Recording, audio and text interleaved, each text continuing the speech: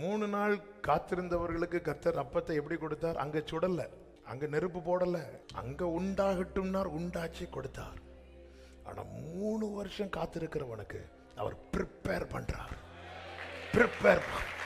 ஏன் எனக்கு அப்படி தரல? நான் ரெடி பண்றேன்.